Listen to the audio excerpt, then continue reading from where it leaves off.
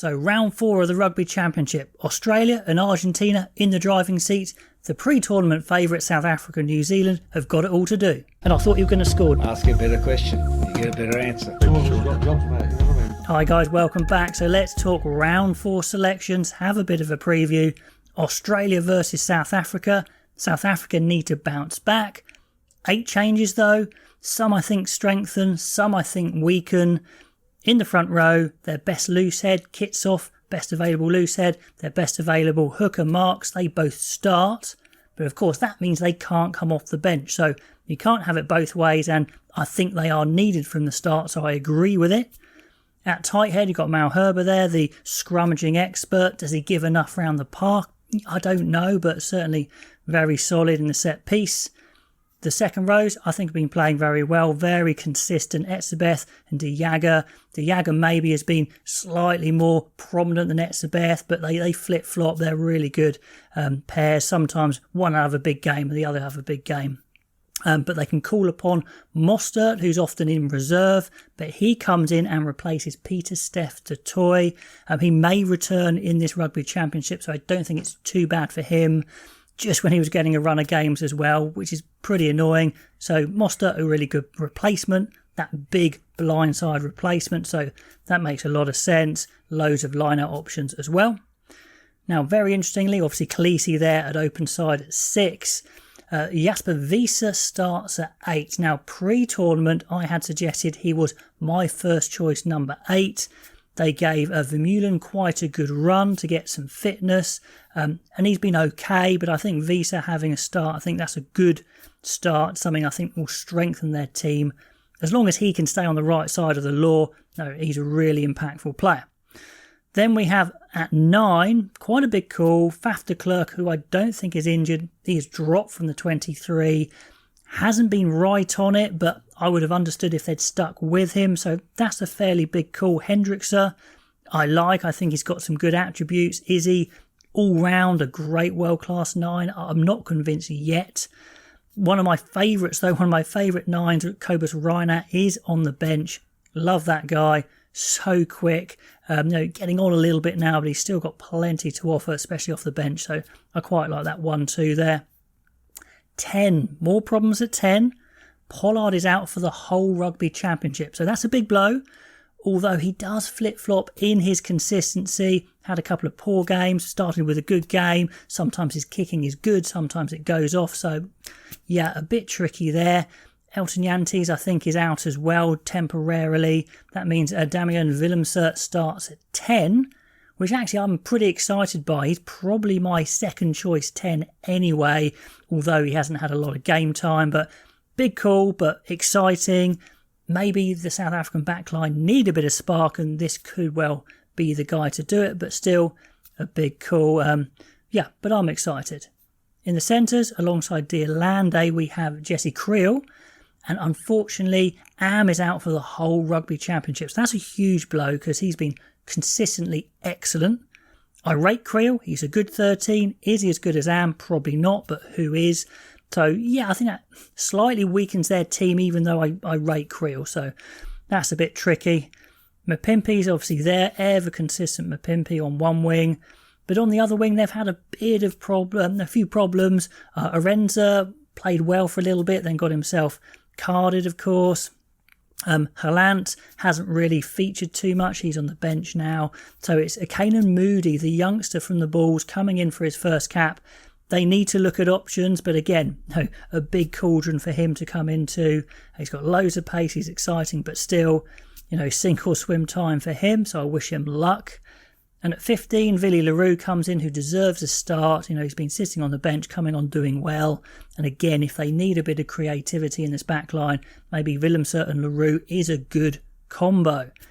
Then on the bench, Fourie comes in as the hooker replacement. I think that's fair enough. De Weber hasn't taken his chance.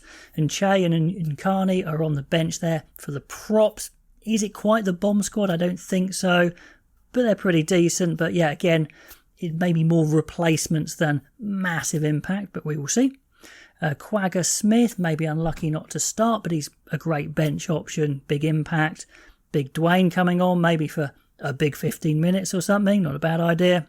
Fran Stain is your versatile back there, even though they've got 3 on the bench. Steyn could play 10, 12 or 15. Haaland covering the back 3 as well. And just a little mention for the affiliate link I do have below. If you do need a VPN, if you want to watch the game abroad, you want to get some security, you want a good deal on a VPN, I've got Private Internet Access VPN with a great deal. Use the link below for this deal, 3 months free, and they'll give you 83% off for 2 years, which is about $2.11 US for 2 years, which is pretty decent. I had a quick look and quite a few of you guys have taken an advantage of that offer already. So do click that in the description below or the pinned comment if you want to give it a go. Okay, on to Australia. And very simple, they are unchanged. And why shouldn't they be after such a big win? I think it was the first time Rennie's ever not changed the 15, but they're all fit, which is great. They all played well last time out, so why not? Start with that, tight Brumbies front row anchored by the 120 capper slipper there. I like that. Then they bring on maybe the more explosive front rowers like Parecki and Tupu off the bench. Makes sense. Arnold, Phillip, Swain on the bench, very solid second rows. They're the hero from last time, McWright at open side, absolutely epic last week. A Valentini I really like at 8, a power carrier. I like the way they use him on set pieces, like, off the back of lineouts and stuff like that. Almost guaranteed gain line. Nick White, great news for Australia. His moustache has recovered from Faf de Klerk's mauling last week, so he gets to start again. The impressive Loloseo starts at 10, who I think is their best 10 option at the moment. Paisami, Ikitau going well in the centres, particularly like Ikitau. Corabetti on good form, maybe needs to just look at his tackling technique a bit. I'm sure the refs will be watching that, so I'm guessing he's going to be a lot tidier this week. Then Wright and Hodge. Bench I've mentioned some. I like the way they still have Liotta and Samu on the bench for extra impact. Does mean there's a lot placed on the backs replacement. Gordon is the one change actually coming in as the 9 replacement, and Kellaway really has to cover almost everything else. Maybe Hodge covers 10. So very, very little change for Australia. Now on to New Zealand versus Argentina. The pressure is, of course, on New Zealand. Argentina, again, it's a bit of a shot to nothing, but if they want to win the Rugby Championship, now's a great chance to make the move. The same starting 15, no, for New Zealand. Foster basically saying, right, I trust you guys, go and do the job. If they don't do the job, it's going to be interesting. What could possibly happen? I just don't know if they can get rid of Foster now, even if he has a really bad Rugby Championship. After having U-turned and completely backed him, that's going to be an interesting one. Kane's under a lot of pressure, and with Papali'i on the bench, again, it looks like most probably Kane's going to go off at some point. Mwanga under a bit of pressure, Harvili at 12, maybe Smith at 9, Whitelock at second row. There's a lot of players playing almost for their future here, so a lot of pressure.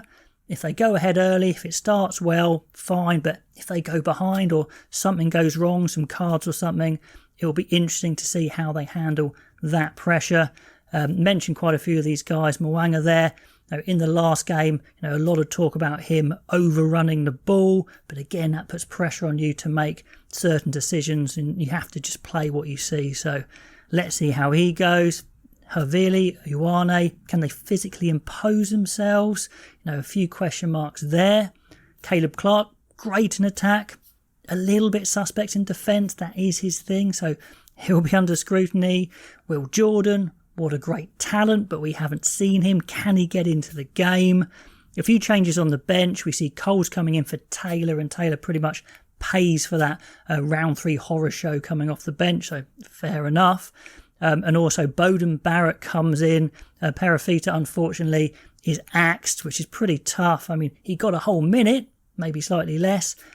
Pretty tough, but when you've got Bowden Barrett coming back, I suppose, yeah, you bring him back. He still is one of the most talented backs around. Coming on at 10 or 15, but probably 10, I would imagine, because there are some other options at 15. And Tapia, the centres cover, probably coming in at 12 would be my guess. Can they do the business? No, Foster has trusted pretty much the same guys as last time. Let's see. I would suggest yes, bouncing back. But then if they did win, again, maybe they're relying on that huge emotional boost, and you can't really do that all the time. But anyway, Pressure on New Zealand, can they deliver? Argentina, well, they could have stuck with the team last time, but Checker is sticking to his guns and he wants to, build some experience here. It does freshen up the team, but ideally, if you were going for the out-and-out win, you probably would have kept it, more similar. But, I like what he's doing. He's sticking to his guns. And also it creates some competition for places. So there are positives as well. Big Petit coming in there. So that's a rotation. Gonzalez is very unlucky to drop out at blindside. What a great try he scored last time out. Matera was really impressive. That whole back row was a beast at the breakdown last week. There's going to be so much focus on that breakdown and the reffing of it. They rotate the nines. Cabelli is in, so why not give him a role? He's a good player. Cordero on the wing, I think that's good. So a specialist winger this time, because they did have a centre on the wing last time. Orlando and Maroney, I thought they had the number of the New Zealand midfield, physically certainly. On the wing, Buffelli is obviously there. Can he have that dead-eye accuracy from the tee that he did last week? And the bench, as you see there, some of these players I haven't seen before, so I'll be looking forward to seeing them. Could Argentina possibly do it again? It would be absolutely epic. Or can New Zealand come back and answer some questions at least?